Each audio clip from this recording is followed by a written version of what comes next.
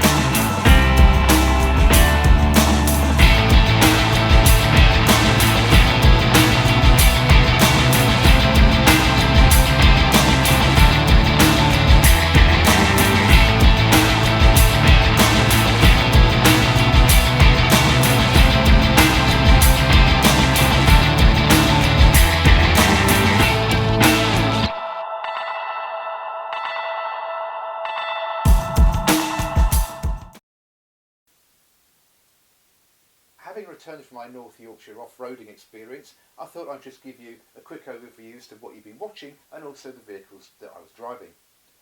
So we were off-roading in two locations. One was an off-road centre right on the edge of Robin Hood's Bay, and the other was the Rugdale Steps, which are actually on the North York moors themselves. Now I was driving three vehicles.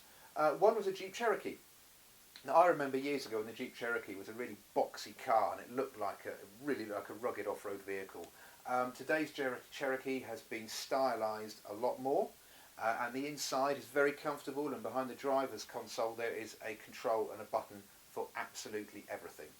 It handled the off-road circuits really well, but thinking about it as a family vehicle, it's bigger than some of the other Jeep cars, so if you need a lot of space it may be one to consider.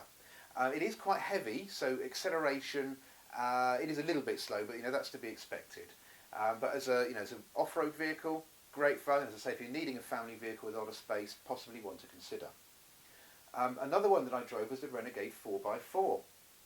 Now, I recently did a review of the Renegade, the standard version, the 2x4, and I'll put a link to that review in this video. And going off-road, the Renegade 4x4 was really nimble. It handled everything really well and was very responsive. I enjoyed driving it a lot. As a family vehicle, I see a lot of Renegades on the school run these days, and the point was made to us by the Jeep team while we were in Yorkshire that sales of Renegade are, they're going hand over fist. They're really selling very well, so they are a popular vehicle. The point I would make is that the cabin and the back seats are very spacious, but the boot on the Renegade, if you need a lot of space, is possibly not as big as you imagine, so do just keep that in mind.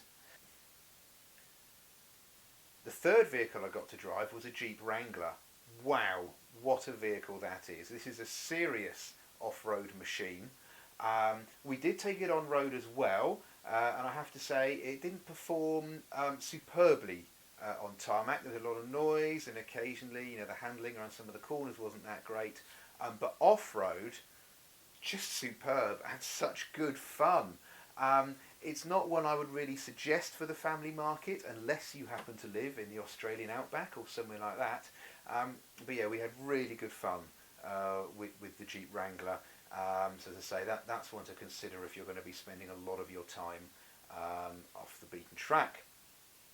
So my name is John Adams at dadbloguk.com. I hope you've enjoyed that video. If you have, please do hit the thumbs up button, and I do invite you to subscribe to my YouTube channel.